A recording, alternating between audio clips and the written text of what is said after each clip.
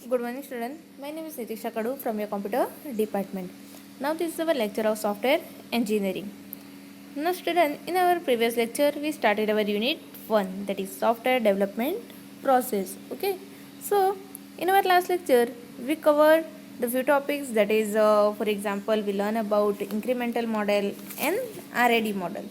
So, first of all, tell me what is incremental model. ना जो incremental model होता है, इसमें जो भी हमारा प्रोजेक्ट है उसको हम लोग डिवाइड करते हैं इन वेरियस बिल्ड, और हर एक बिल्ड प्रिपेयर होने के बाद जो हमारा वो बिल्ड है वो हम लोग डिलीवर करते हैं टू द कस्टमर, और after deliver this build to the customer we take the feedback, मतलब हर एक बिल्ड यूज़र को देने के बाद हम लोग उनका फीडबैक लेते हैं, और उनके फीडबैक के हिसाब से अगले जो हमारा बिल्ड प्रिपेयर होगा उसमें हम लोग मॉडिफिकेशन करते हैं. So the next increment implemented customer suggestion and add the additional requirement, मतलब नया बिल्ड जो प्रिपेयर होगा, नया इंक्रीमेंट जो प्रिपेयर होगा उसमें हम लोग जो भी यूज़र की सजेशन होगी वो ऐड करेंगे, और जो उनकी रिक्वायरमेंट में है वो ऐड करेंगे. ओके. तो ये क्या होगा कि इन इंक्रीमेंटल मॉडल में हम लोग क्या करेंगे कि हर एक इंक्रीमेंट के बाद हम लोग जो भी प्रोडक्ट रहेगा वो हम लोग डिलीवर करेंगे टू द कस्टमर, और उनका जो भी फीडबैक होगा उसके हिसाब से नेक्स्ट इंक्रीमेंट में हम लोग वो मॉडिफिकेशन करेंगे. देन नेक्स्ट पढ़ा था हम लोग ने about RAD model. RAD model क्या है? That is rapid application development. ना ये जो RAD मॉडल है वो क्या रहेगा उसमें कि RAD model is a high speed model. वो क्या है? That is the high speed model. और ये जो RAD मॉडल है उसमें क्या होगा कि जो हमारा सॉफ्टवेयर है वो हम लोग डेवलप करेंगे within a few days. Okay. So RAD model distribute the analysis, design, build, and the test phases into the series of short time. Okay. तो ये दो मॉडल्स हम लोग ने हमारे लास्ट लेक्चर में पढ़े. Now today's topic that is evolutionary process model, what is spiral model and what is prototyping. Okay. So this topics we covered in our today's lecture. So first of all we will start with what is evolutionary process model. now evolutionary process model क्या होता है कि evolutionary process model are the iterative. वो क्या है? that is the iterative, and they are characterized in manner that enable you to develop the increasingly more complete version of your software. मतलब ये जो इवोल्यूशनरी प्रोसेस मॉडल है उससे कि हम लोग क्या कर सकते हैं कि जो भी हमारा सॉफ्टवेयर होगा उसका हम लोग इंक्रीमेंटल वर्जन क्रिएट करेंगे, और we can develop the complete version of our software. So ये जो इवोल्यूशनरी मॉडल है वो यूज़फुल है in a project using the new technology that is not well understood. मतलब ये जो इवोल्यूशनरी मॉडल कब यूज़ होगा कि ये मॉडल कब यूज़ होता है कि जब हम लोग को यूज़ करनी है न्यू टेक्नोलॉजी हमारे सॉफ्टवेयर में, जो हम लोग कि मतलब उसके बारे में हम लोग अवेयर नहीं है. Okay. So this is also use for complex project whereas all the functionality must be delivered at one time, but the requirements are unstable or not well understood at the beginning. देखो यहाँ पे कि ये जो evolutionary model है वो क्या है? इटरेटिव मॉडल है. तो उससे क्या होगा कि हम लोग कंप्लीट वर्जन क्रिएट करते हैं हमारे सॉफ्टवेयर का. तो ये इवोल्यूशनरी मॉडल कब यूज़ होता है कि जब हमारे प्रोजेक्ट में हम लोग न्यू टेक्नोलॉजी यूज़ कर रहे हैं उसके बारे में हम लोग अवेयर नहीं है. देन दूसरा कि कोई कॉम्प्लेक्स प्रोजेक्ट रहेगा जिसमें बहुत सारी फंक्शनलिटी हम लोग को एक ही टाइम पे डिलीवर करनी है. और दूसरा कि जब कोई सॉफ्टवेयर बना रहे हैं तो उसकी रिक्वायरमेंट जो है वो अनस्टेबल होती है. मतलब फॉर एग्जांपल उनको खुद को ही पता नहीं कि इतनी रिक्वायरमेंट है. कोई प्रोजेक्ट के टाइम पे वो लोग दूसरी भी रिक्वायरमेंट दे सकते हैं. ओके.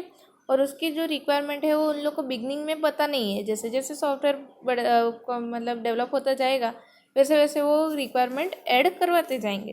तो इस टाइप के जब भी प्रोजेक्ट रहेंगे then we have to use this evolutionary process model.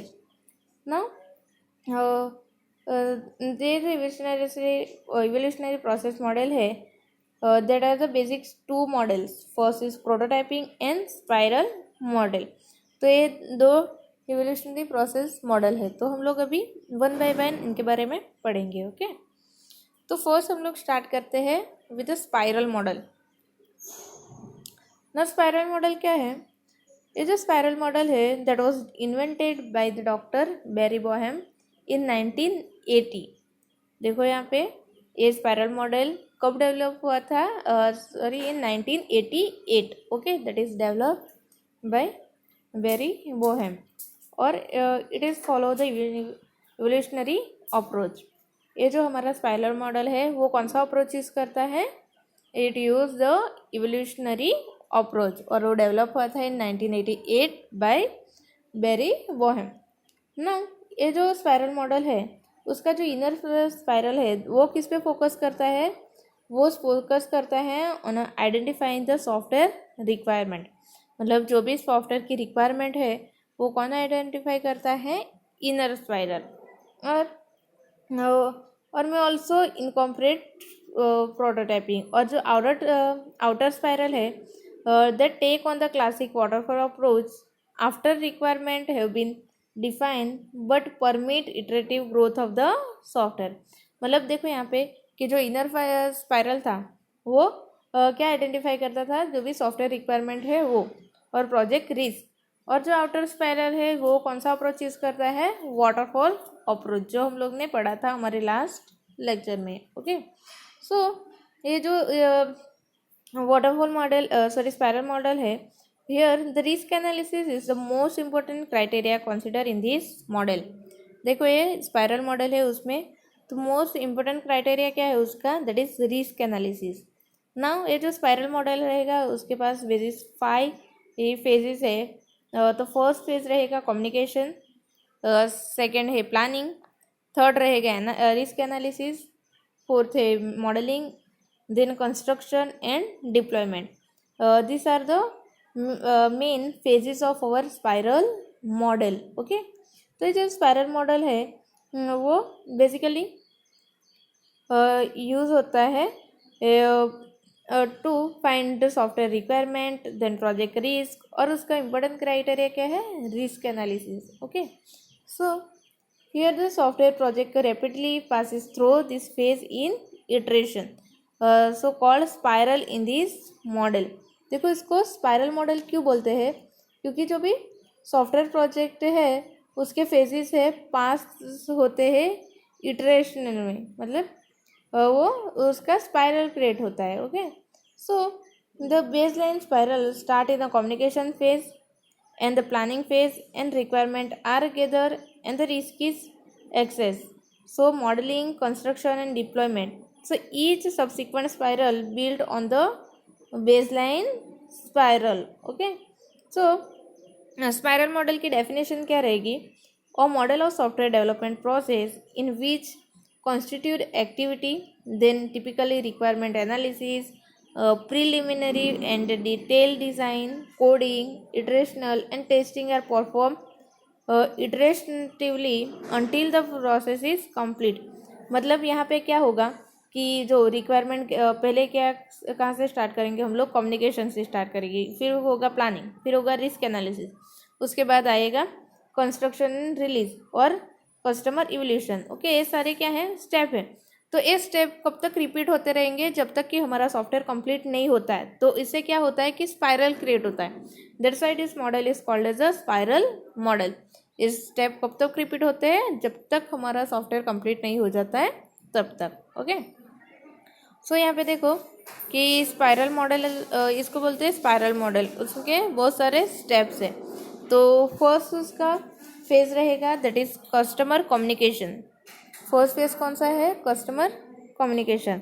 उसमें क्या होगा कि जो भी सॉफ्टवेयर डेवलपर है और जो कस्टमर है उसके बीच में कम्युनिकेशन होगा और वो लोग जो भी रिक्वायरमेंट है यूज़र की वो गैदर करेंगे. Okay, so the first phase is customer communication.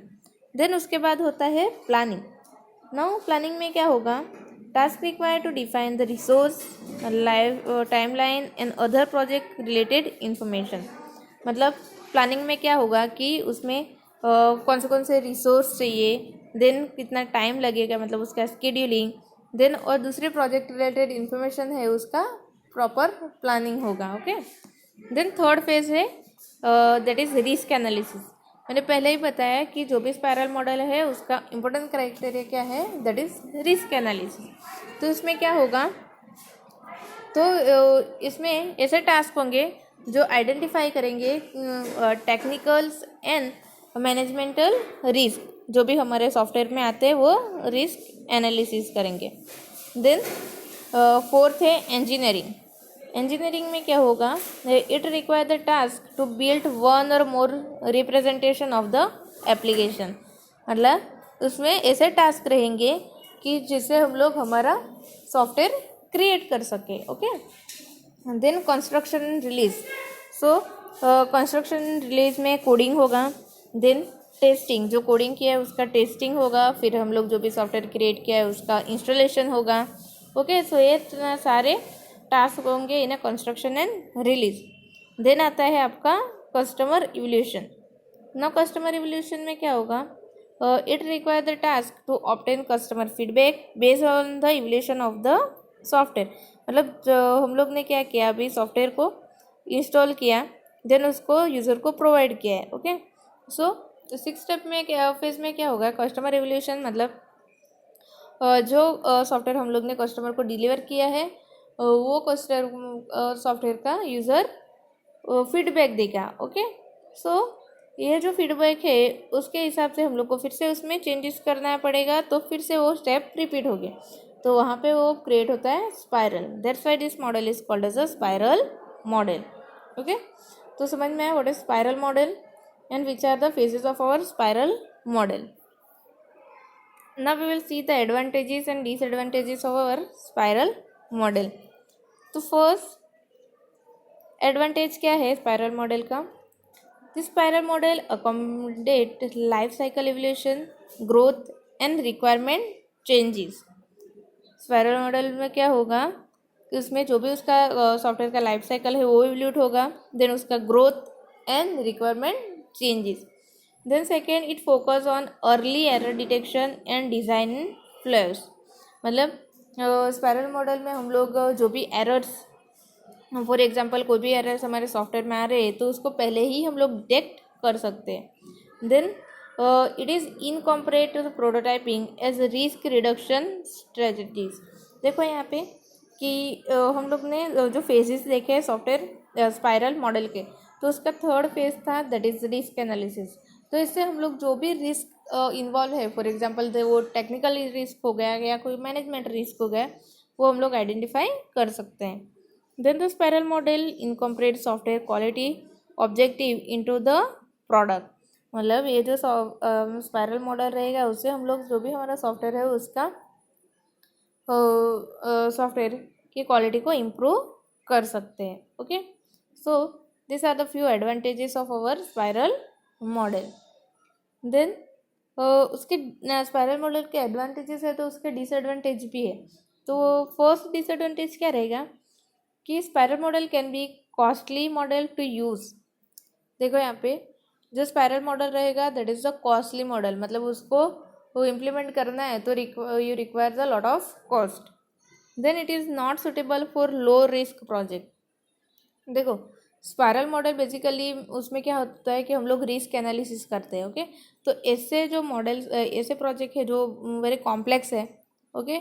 तो और उसमें रिस्क इन्वॉल्व हो सकते हैं, तो ऐसे प्रोजेक्ट में हम लोग बेसिकली यूज़ करते हैं ये स्पाइरल मॉडल. बट ऐसे कोई प्रोजेक्ट रहेंगे जिसमें लो रिस्क रहेगा, उसमें ये यूज़ करने हम लोग जाएंगे तो वो हमारे लिए कॉस्टली हो जाएगा. Okay. So it is not suitable for the low risk project. Now this risk analysis in this model require highly specific expertise. मतलब ये जो मॉडल्स है उसमें होता है बेसिकली रिस्क एनालिसिस, तो उसके लिए आप लोग को एक्सपर्ट्स चाहिए to find the risk. Okay. So that is very costly. Okay. To hire the experts. So this are the few disadvantages of our spiral model. Okay. तो ये था हमारा first evolutionary model that is spiral model. Now the second model that is prototyping model. Prototyping model क्या है?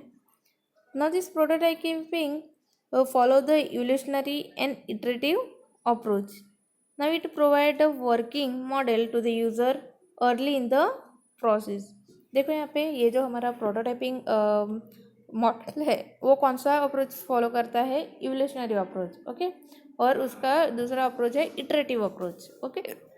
और ये with the help of this prototyping approach हम लोग क्या करेंगे कि जो भी वर्किंग मॉडल है वो हम लोग यूज़र को अर्ली स्टेज में ही प्रोवाइड कर देंगे। तो जिससे क्या होगा कि यूज़र का असेसमेंट और उसका कॉन्फिडेंस जो है वो इंक्रीज़ होगा। सो ये जो प्रोटोटाइपिंग मॉडल है वो यूज़ होता है कि कब? जब यूज़र के requirement is not understood, okay. जब फर्स्ट फेज कोई भी सॉफ्टवेयर डेवलप का होता है कि requirement gathering, that is communication. जब यूज़र को उसकी रिक्वायरमेंट क्लियर नहीं है, okay, then we can use this prototyping approach, okay. So ये जो प्रोटोटाइपिंग अप्रोच है वो बिल्ड करते हैं software application which display the functionality of the product under development but not actually hold exact logic of the original software. मतलब इसमें क्या करेंगे हम लोग कि प्रोटोटाइपिंग में कि जो भी हमारा सॉफ्टवेयर, जो एक्चुअल सॉफ्टवेयर हम लोग बना रहे हैं ना, उसका प्रोटोटाइप बनाएंगे, मतलब एक मॉडल जैसा बनाएंगे, ओके। तो उसका जो लॉजिक रहेगा वो एग्जैक्ट जो हमारा ओरिजिनल मॉडल है उसका ऐसा नहीं रहेगा। सिर्फ हम लोग क्रिएट करेंगे द प्रोटोटाइप। क्यों? क्योंकि जो भी रिक्वायरमेंट है यूज़र की वो उनको क्लियर नहीं है, ओके। सो ये जो प्रोटोटाइप रहेगा वो क्या प्रोवाइड करेगा? यूज़र को actual view and feel of the system. वो क्या प्रोवाइड करेगा? यूज़र को जो भी एक्चुअल सॉफ्टवेयर रहेगा उसका व्यू एंड फीडबैक प्रोवाइड करेगा, ओके। सो ये जो प्रोटोटाइप मॉडल कब सर्व होता है? जब यूज़र की रिक्वायरमेंट इज़ नॉट क्लियर और hence the reduction ability and the improving communication between the developer and user। मतलब जब यूज़र को उनकी रिक्वायरमेंट क्लियरली नहीं पता है, then we can use this model, okay। So it focus on those aspects of the software that are visible to the customer। user feedback is used to refine the prototype। मतलब यहाँ पे हम लोग एक prototype create करेंगे, फिर user के साथ कम्युनिकेट करके हम लोग जो जो प्रोटोटाइप है उसको रिफाइन करेंगे, ओके। सो बेसिकली जो प्रोटोटाइप मॉडल है वो यूज़ होता है कब? जब यूज़र को उसकी रिक्वायरमेंट क्लियर पता नहीं होती है तब, ओके। सो देखो यहाँ पे this are the phases of our prototyping model. तो फर्स्ट होता है communication, then quick plan, then होता है modelling, then construction, then deploy, delivery and feedback, then फिर से स्टार्ट होगा कम्युनिकेशन। सो ये फेज़ क्या रहते हैं कि फर्स्ट फेज़ हम लोग ने देखा यहाँ पे कम्युनिकेशन।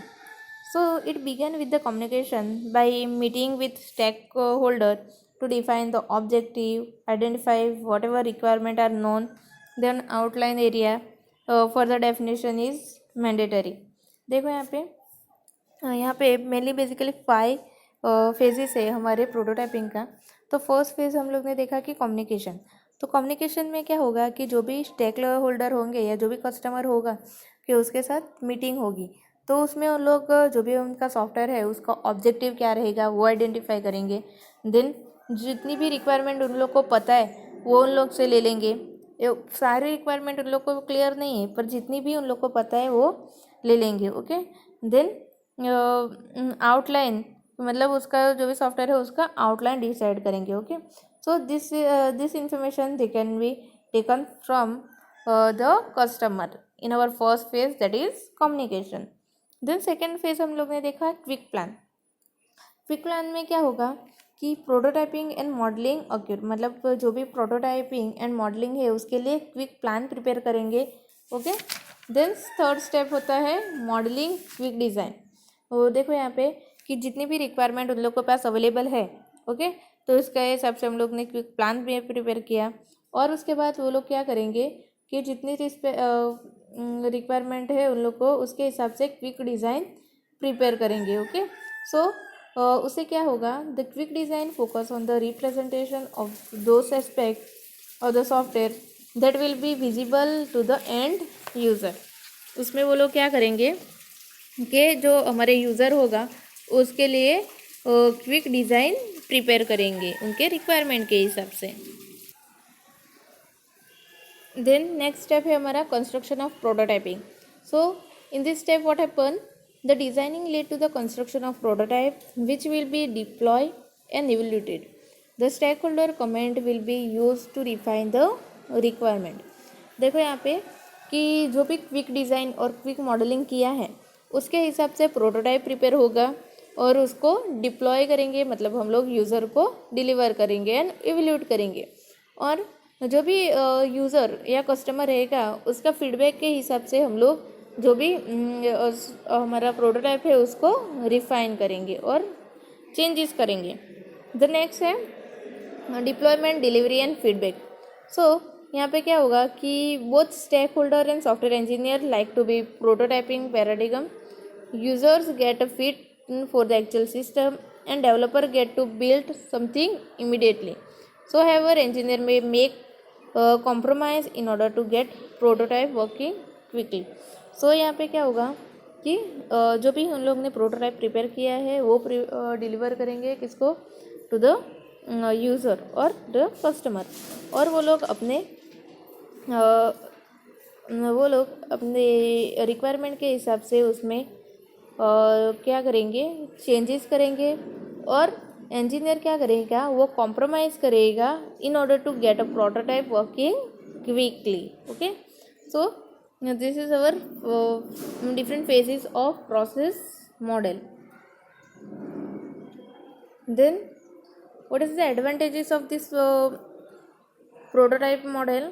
सो फर्स्ट एडवांटेज है कि intent of concentrating on documentation, more effort to place in creating the actual software which provide better functionality of the system। देखो यहाँ पे कि प्रोटोटाइपिंग मॉडल में क्या होता है कि वहाँ पे डॉक्यूमेंट को ज़्यादा इंपॉर्टेंस नहीं देते, वो लोग किस पे फोकस करते हैं, टू क्रिएट एक्चुअल सॉफ्टवेयर। तो जिससे क्या होगा कि जो भी हमारे सॉफ्टवेयर है उसकी फंक्शनलिटी इम्प्रूव होगी। और जो भी in the second advantage that is the software is created by using lot of feedback from the user. So every prototyping is created to get a view and opinion about the software from user। देखो यहाँ पे जो भी software create होता है तो वो create करने में यूज़र से हम लोग फीडबैक लेते हैं। एवरी प्रोटोटाइप के बाद यूज़र से फीडबैक लिया जाता है। तो उससे क्या होगा कि जो भी प्रोटोटाइप क्रिएट होता है वो यूज़र के ओपिनियन के हिसाब से और यूज़र के रिक्वायरमेंट के हिसाब से क्रिएट होता है। Then third advantage in prototyping model, missing functionality can be easily identified। For example, user ने रिक्वायरमेंट दी है पर हम लोग ने कोई फंक्शनलिटी ऐड करने भूल गए। ओके, सो ये जो मिसिंग फंक्शनलिटी है वो इजीली किस में आइडेंटिफाई होती है, in a prototyping model. Then fourth is in prototyping model, if something is unfavorable, it can be changed। The software is created with the customer in mind। मतलब for example prototype model में क्या होगा कि कोई part ऐसा रहेगा कि जो अनफेवरेबल हो रहेगा तो उसको चेंज कर देगा और वो सॉफ्टवेयर क्रिएट होता है with the customer in mind. Okay, so this are the some advantages of our prototyping model. Then next है disadvantage of our prototyping model. The first disadvantage है the customer user see the working version of the software, want to stop all the development and then buy the prototype after a few fixes are made। देखो यहाँ पे कि जो prototype create होता है वो exact software नहीं रहता है। ओके, तो क्या उनकी रिक्वायरमेंट के हिसाब से हम लोग प्रोटोटाइप क्रिएट करते हैं। तो यूज़र क्या करेगा कि जो भी वर्किंग वर्जन है उसको ही एक्सेप्ट कर लेगा आफ्टर सम चेंजेस। मतलब जो भी उन लोग को उसमें एरर्स या जो भी रिक्वायरमेंट है वो फिक्स करने के बाद वो क्या करेगा, जो भी वर्किंग वर्जन है वो लोग एक्सेप्ट कर लेंगे। Then the developer often make implementation compromising to get the software running quickly। Then in this model, lesson learn to define the rules upfront on the final disposition of the software before it is built। देखो यहाँ पे developer क्या करेगा कि वो customer के साथ compromising कर लेगा, जिससे क्या होगा कि सॉफ्टवेयर जो है वो क्विकली रन होगा. Then in most circumstances in this model the plan to discard the prototype and engineer the actual production software with the goal toward the quality. So कुछ सर्कमटेंसेस में ऐसा रहेगा कि वो लोग क्या करेंगे कि जो प्रोटोटाइप है वो डिस्कार्ड कर देंगे और एक्चुअल प्रोडक्ट डेवलप करेंगे. क्यों? To develop the good quality software. Okay, so this are the some disadvantages of our prototyping model. So आज के लेक्चर में हम लोग ने क्या पढ़ा? अबाउट आवर इवोल्यूशनरी मॉडल, और उसके बाद हम लोग ने पढ़ा about spiral model and the prototyping model. Okay, so I hope you'll understand our today's topic. Thank you.